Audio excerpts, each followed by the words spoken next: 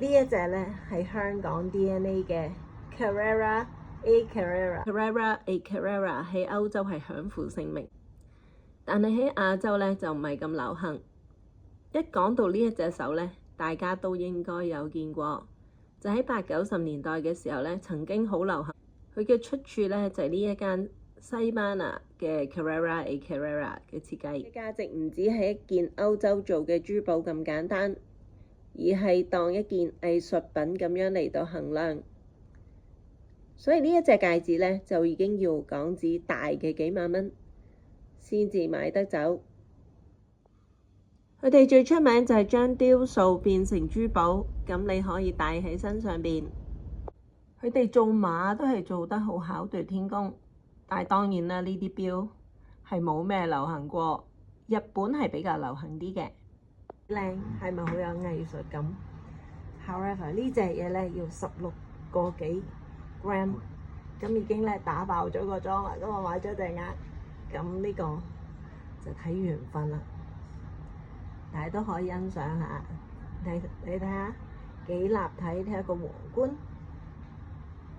呢啲做工係好貴嘅喎，係咪啊？應該係邊間寶號嘅出品？唔知咧，呢啲應該係電鑄。哦，電鑄，其實緣分都係人為，因為嗰個緣係講完嗰個緣。咁我嗰日咧就帶唔夠錢。之後咧就話 pay me 俾翻我呢位開當鋪嘅朋友，咁我就當日就買埋呢一隻戒指。呢個咧就係啱啱買嘅，加入去我嘅 collection 啦，38克幾係咪？呢隻咧就係38點幾 gram， 咁就係用咗28000。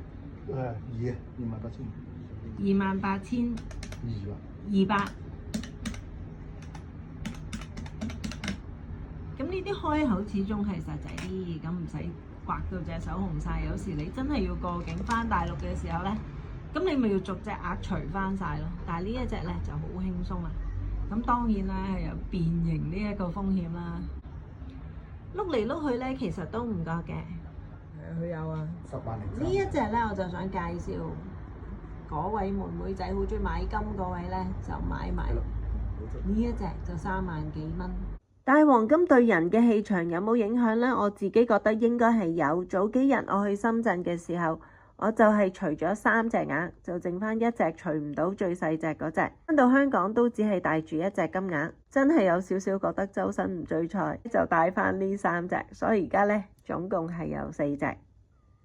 戴住4隻金鈪係咩感覺呢？就覺得好似充滿能量咁，覺得好正確。